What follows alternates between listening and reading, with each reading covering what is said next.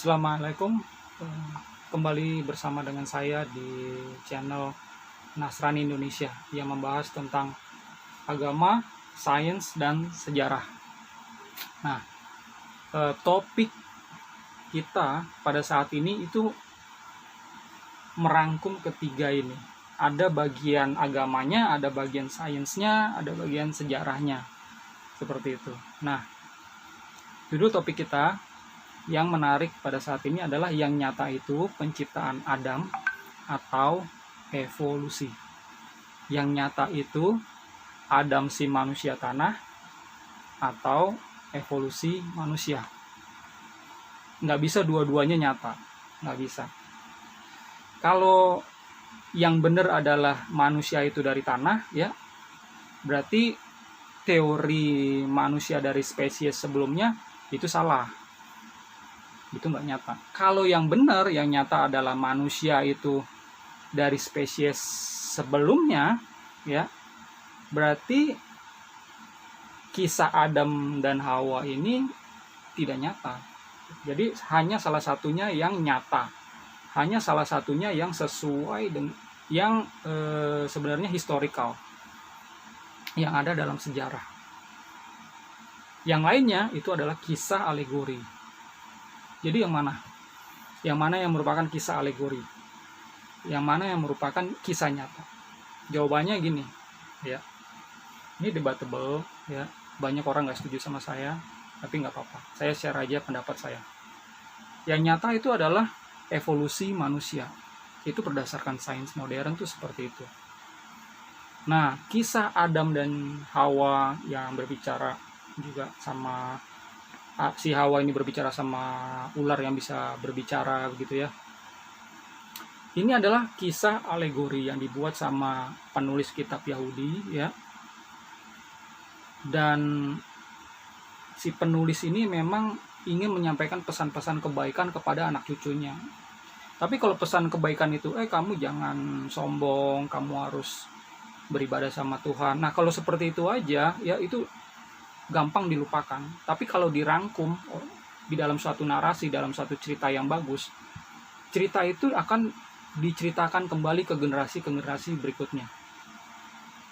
Gitu loh. Ini ya kisah Adam dan Hawa ini bermuatan moralitas yang bagus gitu. Jadi ini sebenarnya bukan kisah yang benar-benar nyata. Tidak ada manusia yang diciptakan dari tanah atau dari debu ya, lalu dihembuskan ya terus jadi gitu kan. Itu nggak seperti itu ya. Prosesnya itu alamiah ya.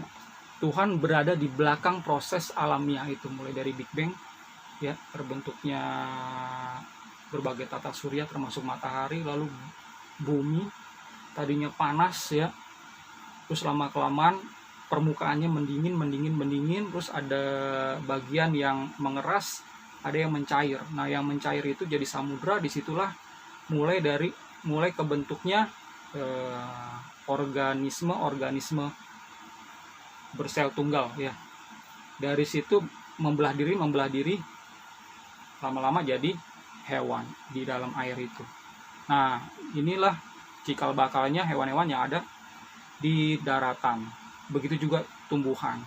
Nah, dari yang hewan ini ya, lama-kelamaan ya berevolusi, berubah, jadilah hewan primata, jadilah manusia purba. Setelah jadi manusia purba, jadilah manusia atau Homo sapiens yang mulai muncul 300.000 sampai 200.000 tahun yang lalu di benua Afrika. Dari sana baru menyebar. Begitulah prosesnya, dan Tuhan ada di balik karya penciptaan melalui proses yang panjang ini. Begitu ya. Sekali lagi yang nyata adalah ini ya. Bukankah kalau tertulis di dalam Alkitab itu sudah pasti nyata? Banyak tuh. Bahkan saya di debat seperti itu juga. Enggak, kalau udah tertulis di dalam Alkitab itu pasti nyata. Itu adalah firman Tuhan. Kalau salah, berarti kamu sesat, kamu salah, kamu harus berubah. Ya, jadi saya jelaskan begini ya. Yang namanya Alkitab atau teologi ya, dan sains modern itu dua hal yang berbeda, ya. Nggak ada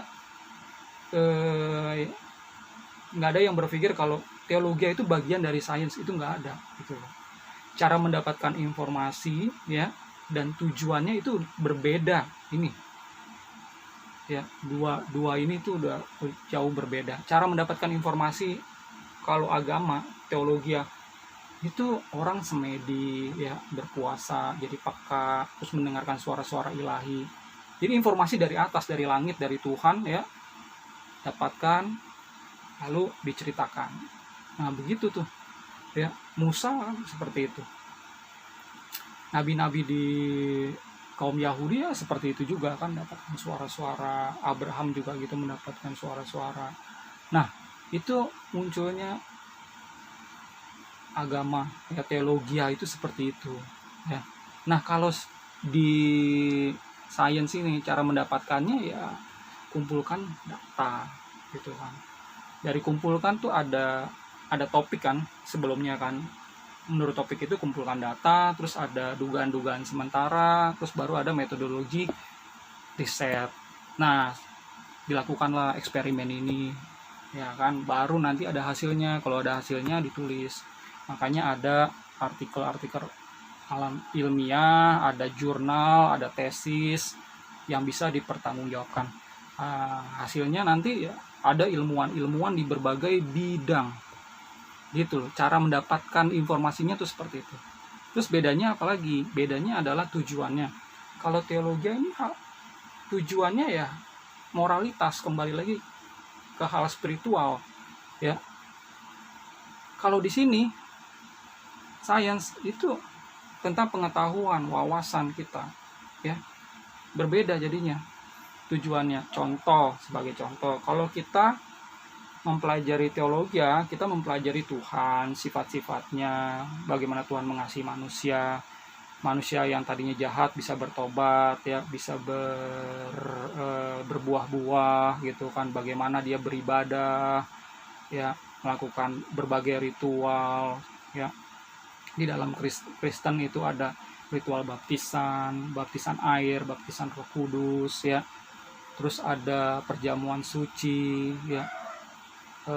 Terus begitu dia dididik, dibina, dia bisa menginjil, membuat orang lain bertobat juga dengan kuasa Roh Kudus.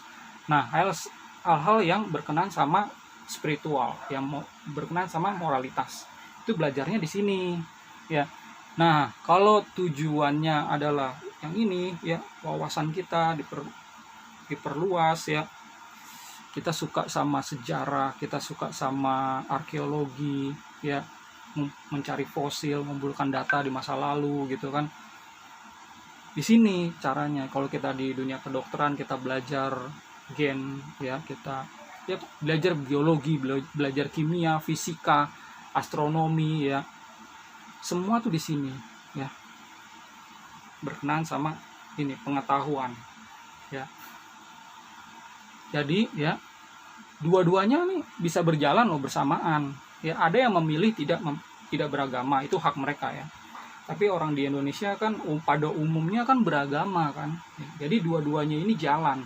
Nah, kalau di dalam agama itu menyinggung, ya, menyinggung hal-hal yang nyata, ya, hal-hal yang berkenaan dengan indera, itu baru bisa kita mengujinya dengan sains, ya. Kalau kita menemukan kitab, misalnya kitab itu berisi, ya, kalimat-kalimat, oh, bumi itu mengeluarkan cahaya seperti bulan dan bintang. Nah, ini sebenarnya puisi, kiasan atau apa gitu. Kalau dia puisi, kiasan, ya boleh-boleh aja. Tapi kalau ini berisi benar-benar suatu ajaran, ya, oh, ini bertentangan sama kenyataan. Sekali lagi, bertentangan dengan kenyataan. Karena yang nyata adalah yang mengeluarkan sinar cahaya, ya, matahari dan bintang-bintang. Karena matahari itu bagian dari salah satu bintang. Kalau bulan itu satelit, ya. Bumi itu termasuk planet. satelit dan planet tidak menghasilkan cahayanya sendiri, tapi menerima cahaya dari bintang.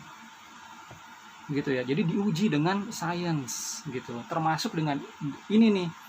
Manusia itu dari tanah atau bukan sih gitu. Nah, cara mengujinya ya, kita tuh jangan berpikir, wah udah pasti nih dari Tuhan. Oh, pasti dari Tuhan benar. Kita uji dulu. Kita nih ada di zaman yang modern di mana sains itu sudah berkembang dengan pesat gitu ya. Dan Tuhan memakai sains juga gitu loh untuk menyebarkan ajaran-ajaran kasihnya gitu loh ya. Sains itu digunakan. Nah, kalau kita kaji secara ilmiah ya, tidak ada bukti manusia itu dari tanah sampai sekarang. Ya, saya bukannya meremehkan, saya bukannya menertawakan, memandang rendah ya umat Kristen yang masih meyakini manusia itu dari tanah. Enggak ya, tapi ini adalah ajaran saya aja, saya mau share gitu loh ya. Dari mana sih saya dapetin ini? Sekali lagi dari sains ini gitu. Nah, uskup ya yang menabiskan saya di Australia itu memang mengajarkan saya ya, bukan hanya ajaran ini moralitas, enggak, tapi juga mengajarkan ini sains.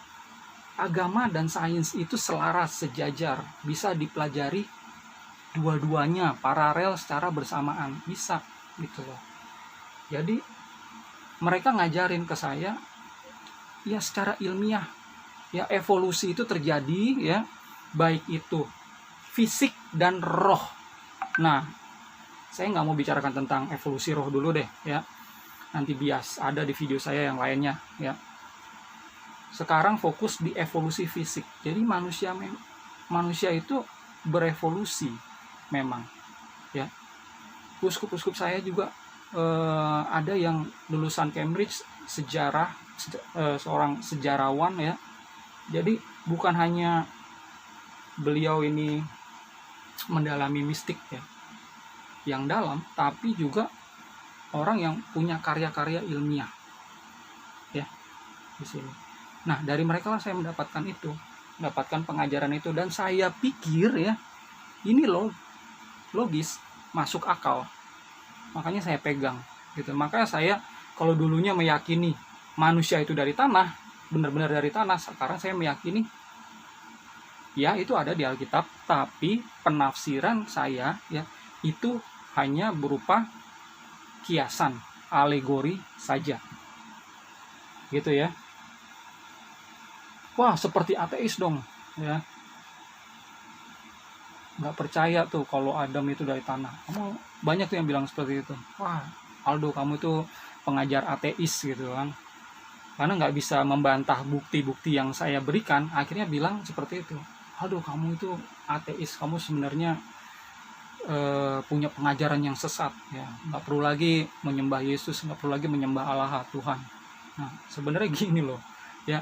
Yang percaya sama Adam manusia tanah itu sebagian Yahudi, sebagian Kristen, sebagian Muslim. Karena di 3 kitab ini itu yang ada kisah Adamnya gitu loh ya.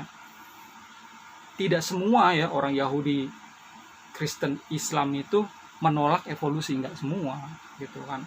Kalau saya perhatiin teman-teman saya juga ada gitu, Islam, Kristen, Yahudi juga meyakini evolusi gitu loh. Sebagai catatan aja, saya mesti nyontek supaya namanya nggak salah ya. Kalau rekan-rekan cari di YouTube ya, nama Christine Hay, ini juga pengajar di komunitas Yahudi ya. Beliau ini seorang doktor ya, mengajar di kampus, saya lupa kampus apa ya. Tapi videonya itu berkisah tentang pengajaran tentang Sumeria, Babylon, kisah-kisah mitologi mereka ya, tentang sejarah ya.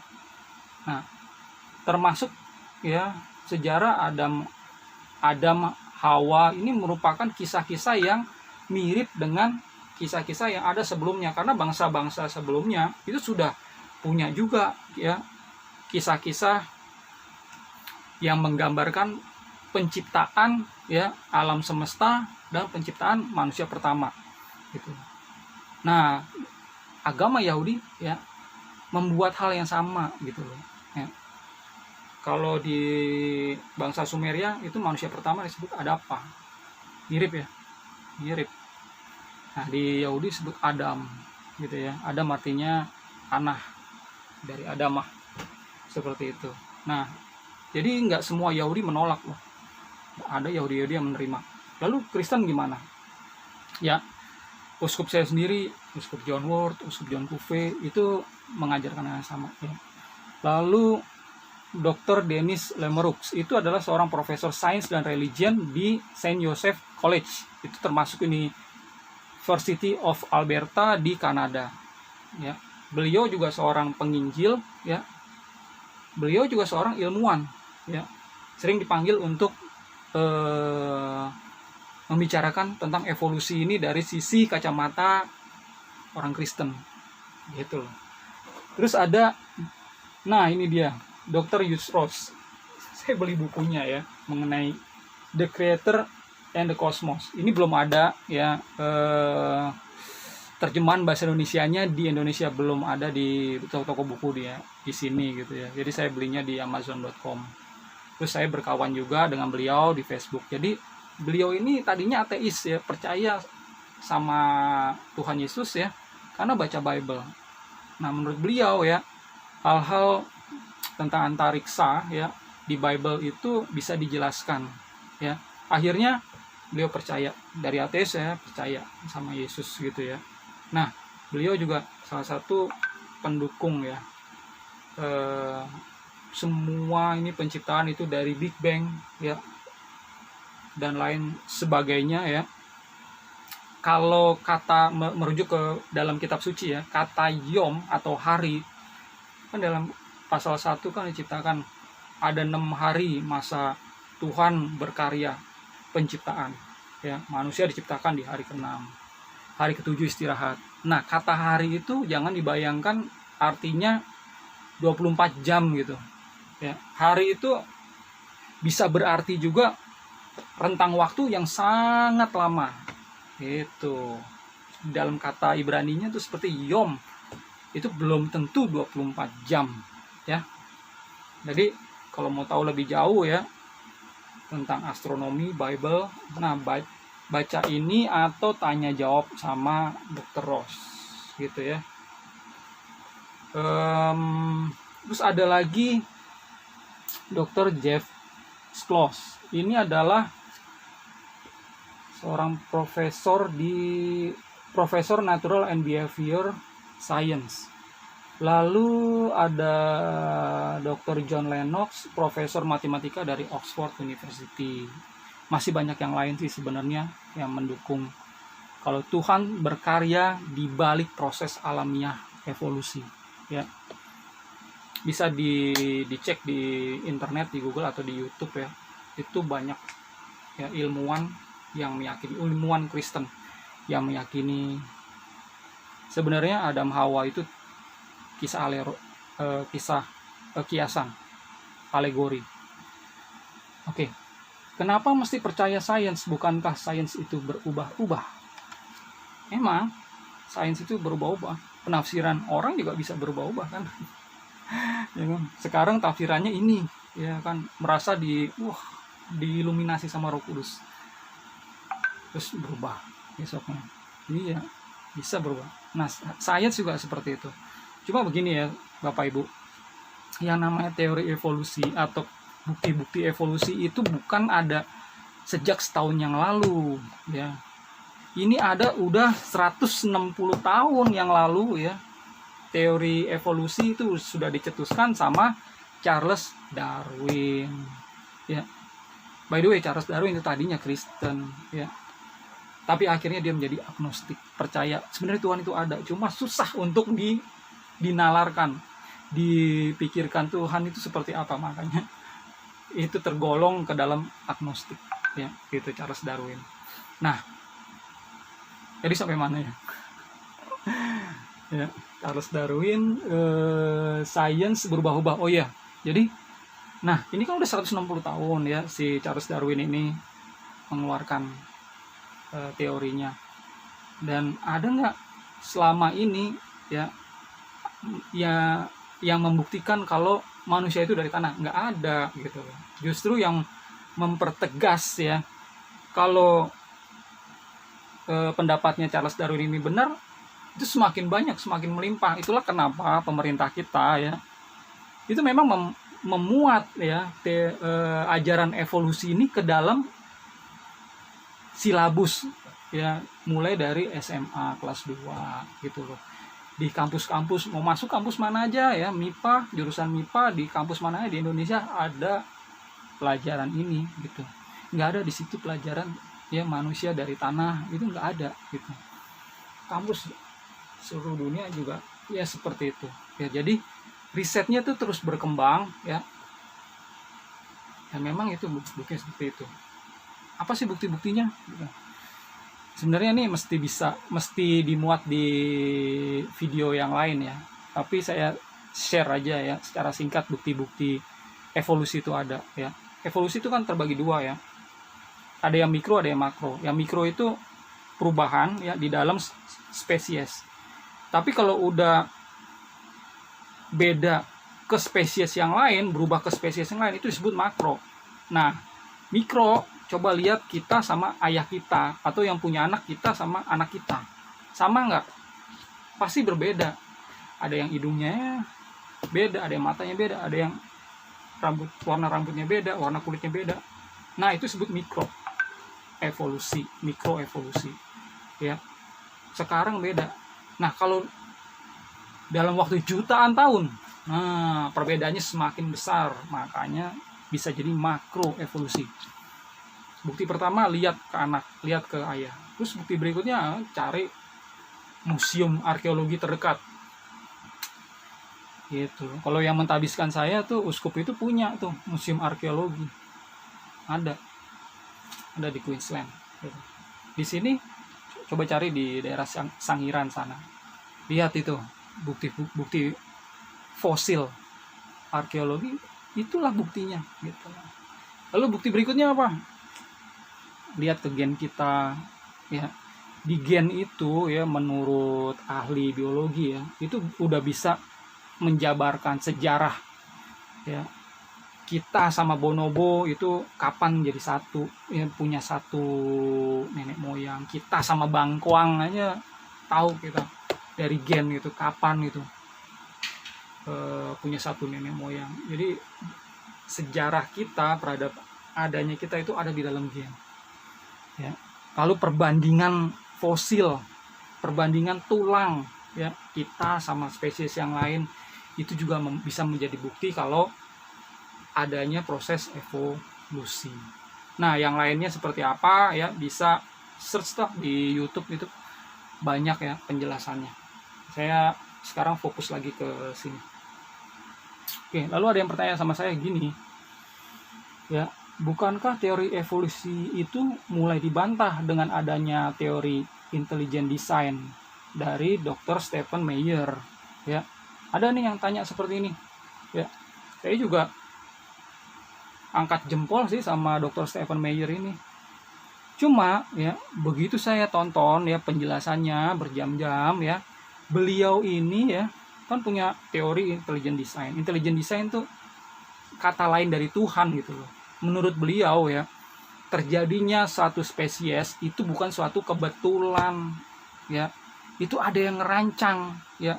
Karena yang ngerancang ini, karena ini jadi spesies itu susah, yang ngerancang ini haruslah pribadi yang pintar sekali. Makanya disebutlah teori ini intelligent design.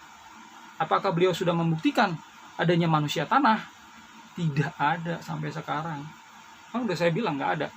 Kalau saya sih apa adanya ya. Kalau emang buktinya itu ada ya saya bilang ada gitu loh. Saya percaya. Kamu kalau nggak ada mau diapain gitu loh. Udah nyata gitu loh. Manusia itu ya dari perkawinan beberapa spesies kera. Manusia purba ya, menikah, kawin silang gitu, muncullah spesies baru ya. Nah, spesies ini yang disebut Homo sapiens ya. itu hidup di pertama-tama kali hidup ya, itu masih ada spesies manusia purba yang lain. Cuman karena spesies kita mampu menciptakan, kalau menurut ini ya, Yuval Noah Harari ya, ini bukunya Sapiens ya. Sapiens ini ya, atau manusia kita, manusia modern, manusia bijak ya, itu mengalami 3 kali revolusi ya. Yang pertama revolusi kognitif ya, yang kedua revolusi pertanian, yang ketiga revolusi sains. Nah, dari pertamanya aja revolusi kognitif ini sudah membedakan kita sama manusia purba yang lain, sama hewan-hewan yang lain gitu loh. Kenapa? Karena peran otak ya, kemampuan berpikir itu udah berbeda gitu loh. Bisa menciptakan api. Karena bisa menciptakan api ya, dia bisa manggang makanan. Manggang makanan, jadi kan makanannya lebih kaya, lebih bagus ya khasiat proteinnya. Nah, begitu dikonsumsi terus-menerus, berkembang deh otaknya dengan baik. Itu ya, itu yang membuat manusia dibandingkan hewan yang lain di dalam dunia sains, kan manusia itu termasuk animal kingdom ya.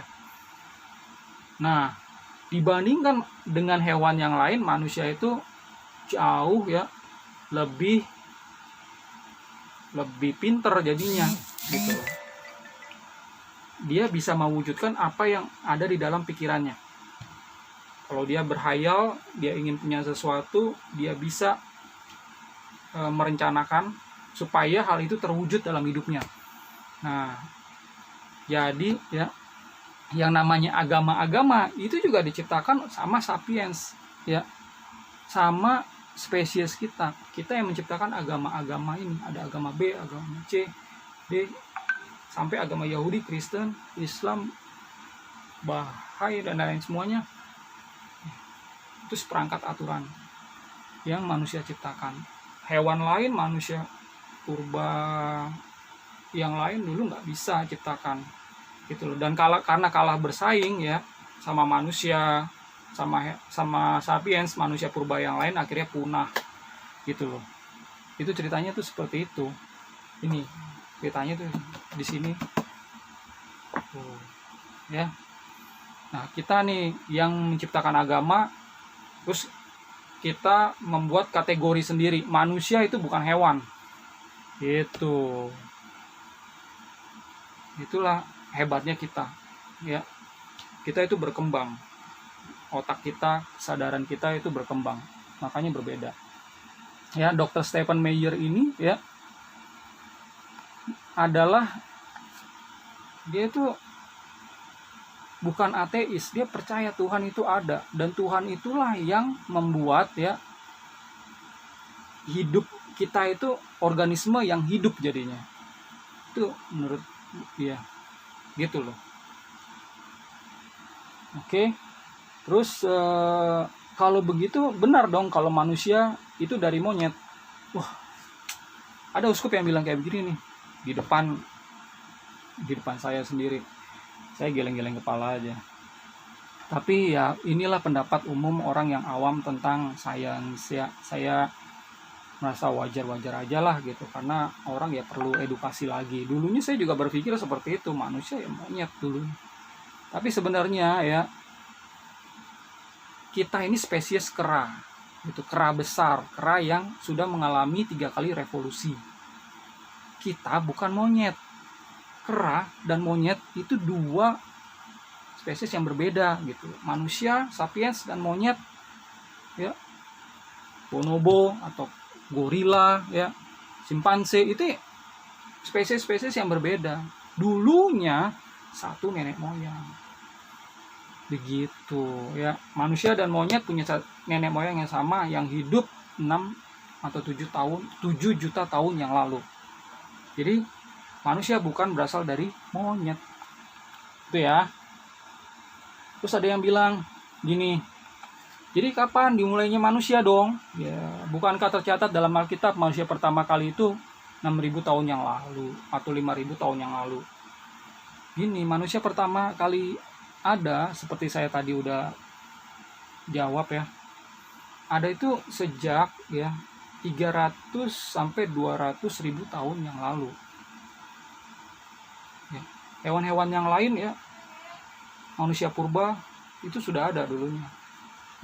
Kita tuh baru 300-200 tahun. Kenapa enggak persis waktunya kapan gitu ya?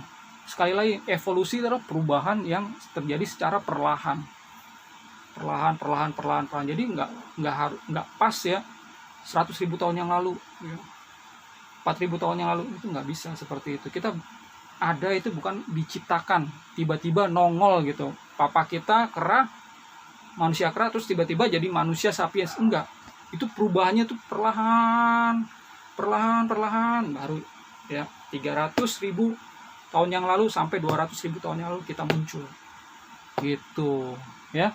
Nah, umat Kristen berpandangan kalau ya usia Adam itu 5.000 tahun yang lalu atau 6.000 tahun yang lalu, itu karena salah satunya karena ada pengajaran dari Saint Augustine, Bapak Gereja yang hidup di abad 4, yang beliau mengajarkan kalau bumi ini, penciptaan bumi ini terjadi dalam proses 6.000 tahun ya. Ada 6 periode ya di dalam penciptaan. Di dalam satu hari penciptaan itu beliau mengajarkan 1.000 tahun. Satu hari di Alkitab itu 1.000 tahun. Nah, manusia ciptakan di hari 6. Jadi udah 1.000 baru manusia. Makanya beliau ngajarin manusia itu Adam pertama itu ya, itu 5.000-6.000 tahun yang lalu begitu.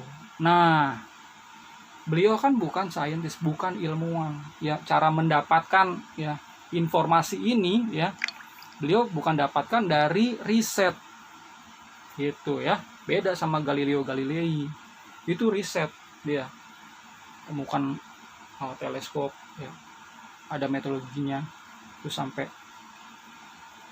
data-data dikumpulkan, disimpulkan begitu ya.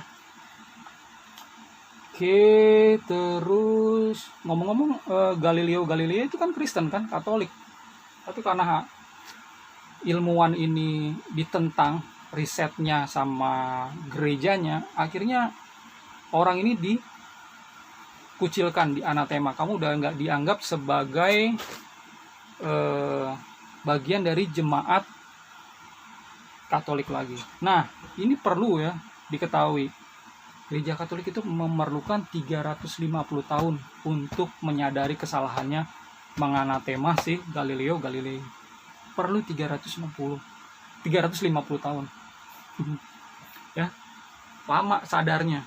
Tadi pemikirannya ini, akhirnya karena ada riset berubah itu ajaran gitu kan. Nah, puji Tuhan sih ya, kalau paus yang sekarang itu sudah terbuka. Paus yang sekarang nih, umat Katolik itu udah terbuka, kasih lampu hijau bagi siapa, bagi umat, terutama umat Katolik yang mau meyakini evolusi ini. Tapi emang saya lihat sih belum semuanya gitu ya. Umat Ortodok juga ya, umat Ortodok kalau tonton penjelasannya Uskup Kalistos Ware, lalu ada imam yang lain juga mengupas tentang evolusi ini ya. Di YouTube tuh ada video-video mereka gitu. Jadi mereka ini memberikan lampu hijau juga kalau menjelaskan kalau evolusi itu nggak bertentangan sama agama yang mereka yakini. Jadi ya yakin jalan paralel gitu ya. Jadi dua-duanya bisa jalan ya.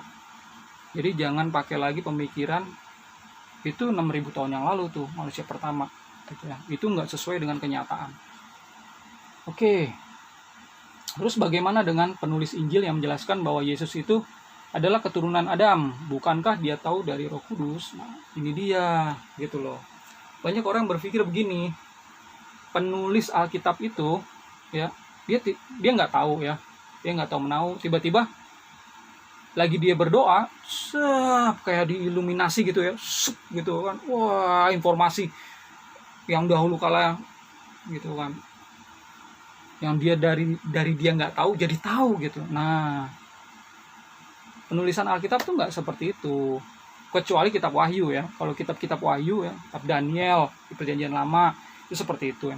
Terus kitab Wahyu ya di Perjanjian Baru itu seperti itu. Tapi kalau kitab-kitab yang lain, Injil, kitab-kitab Igeret atau Penggembalaan, ini nggak seperti itu. Dia penulisnya itu ya mendapatkan informasi ya dari siapa, dengar siapa, kolek informasi dari masyarakat pada saat itu, termasuk si penulis silsilah Yesus sampai Adam. Ini ada di pengetahuan masyarakat saat itu ya, di pengetahuannya ya seperti itu, maka dituliskan gitu loh ya. Jadi jangan nyalahin, kamu salah, kamu nggak ngerti evolusi ya. Para rasul yang mana ngerti evolusi dulu gitu loh. Karena fokusnya adalah membuat orang itu bertobat gitu loh ya. Fokus ajarannya, yang jahat itu jadi baik, yang baik jadi lebih baik. Bukan fokus penyebaran agama Kristen bukan ke sains ya, pemikiran enggak itu ya. Oke, terus ya kalau gitu kita simpulkan aja gitu ya. Kisah Adam Hawa ini bukan kisah nyata, hanya kisah kiasan gitu. Kalau masih susah ya, masa sih kisah kiasan, caranya tuh gini ya. Coba deh pikirkan, masa ada ular bisa ngomong? Tuh.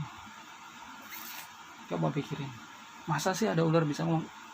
Di zaman itu ya, mitologi tentang ular itu udah banyak ya. Sampai sekarang ya, mitologi tentang ular, kisah ular yang berbicara itu banyak di berbagai budaya, termasuk di dalam budaya Yahudi gitu loh. Jadi ini bukan ular beneran gitu ya yang bisa berbicara, atau setan berubah wujud jadi ular gitu, enggak. Atau setan merasuki ularnya bisa ngomong gitu kan, enggak. Kalau menurut saya sih butuh gen yang namanya FOXP2 ya, FOXP2 supaya satu spesies itu bisa ngomong.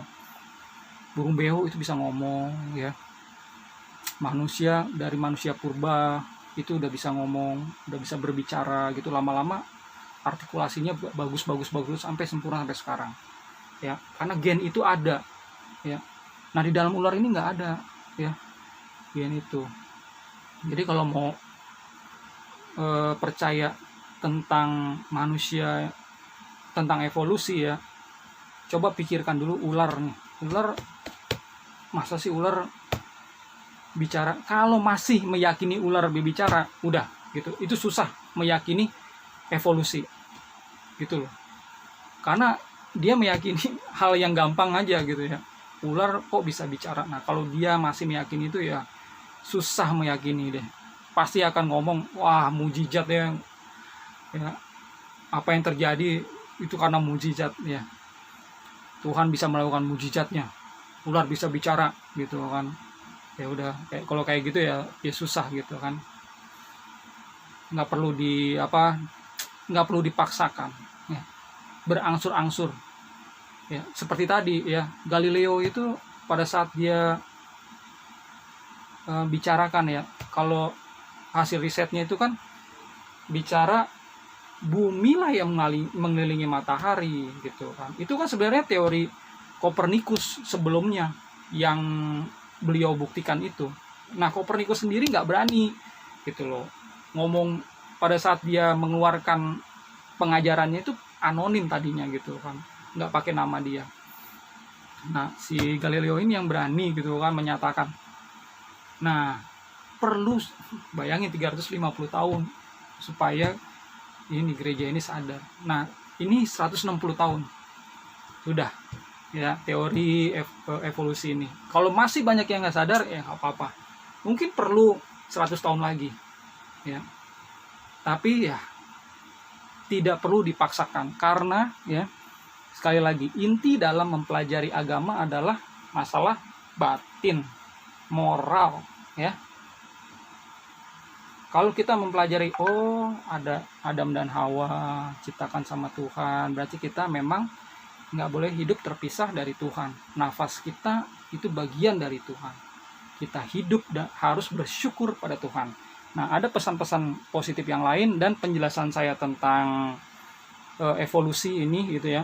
Bisa Bapak Ibu dapatkan di file pengajaran PDF saya. Kalau Bapak Ibu posting nomor WA atau alamat email di bawah video ini, nanti saya akan berikan juga ya. Atau yang udah ada punya WA saya, silakan WA saya. Terus saya tambah juga, kalau ada yang belum punya ya buku ini, buku Sapiens ini ya, saya juga sudah punya file PDF-nya dan puji Tuhan itu sudah terjemahan Indonesia. Nah, sebagai perbandingan gitu ya. Kalau Bapak Ibu merasa ingin lebih belajar lagi ya, lebih dalam ya, punya waktu ya, monggo. Ya, WA saya kasih 2 file itu ya. Itu aja dari saya. Ini udah lama banget nih. Udah berapa menit? 40 menit. Wah, luar biasa. Oke, itu aja dari saya. Silakan tonton video-video pengajaran saya yang lain di channel Nasrani Indonesia ini. Shalom alaikum, salam sejahtera.